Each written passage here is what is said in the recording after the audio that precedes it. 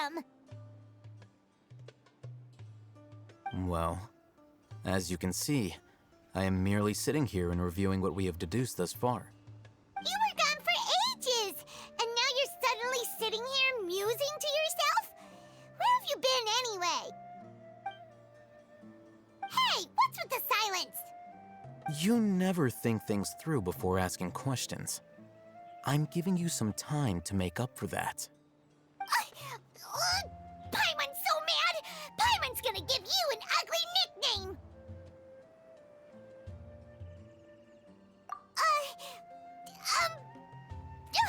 Never mind. Paimon's got nothing. There's just nothing super obvious to pick with this guy. It makes it so hard.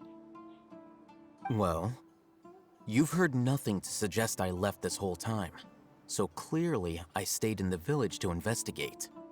Anyway, you plan to leave Aru Village and keep searching for the truth of this matter, yes? Yep.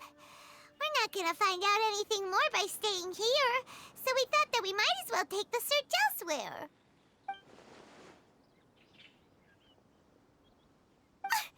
Enough with the silent treatment!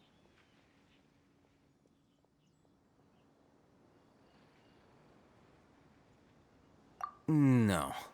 I'm just surprised that you decided to team up with him.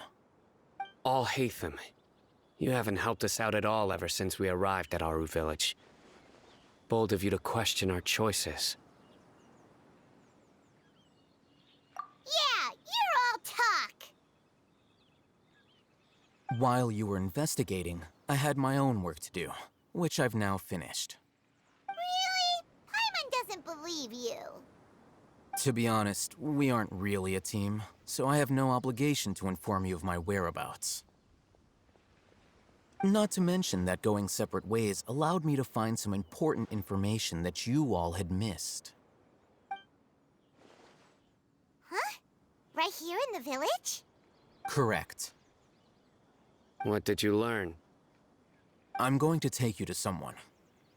But before that, you need to understand where she's coming from. What does that mean? How do you think the residents of Aru Village feel about what we're doing?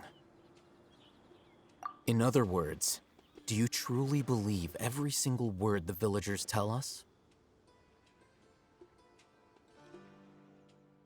You mean some of them lied to us?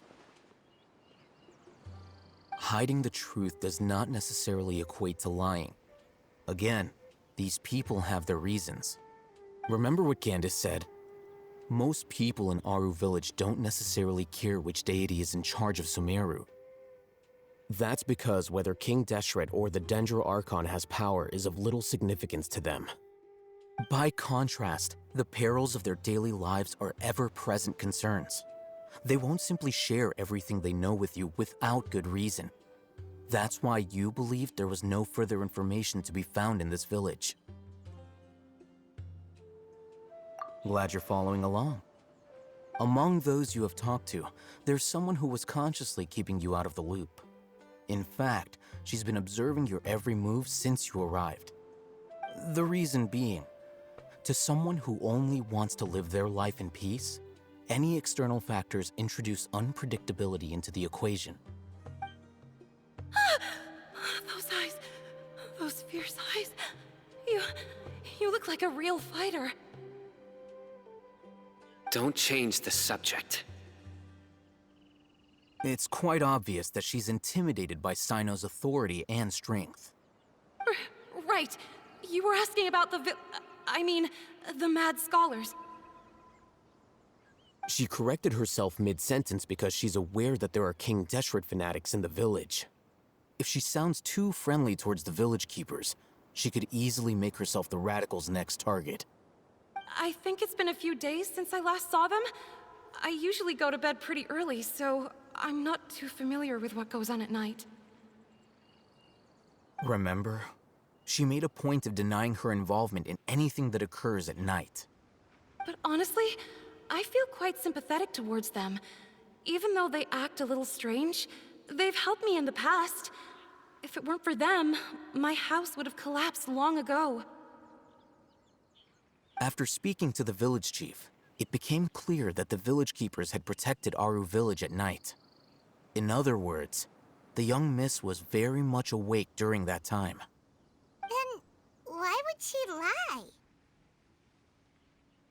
By getting involved with an outsider, she risks drawing unwanted attention to herself.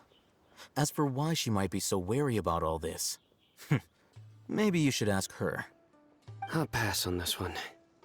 You said that she is afraid of me.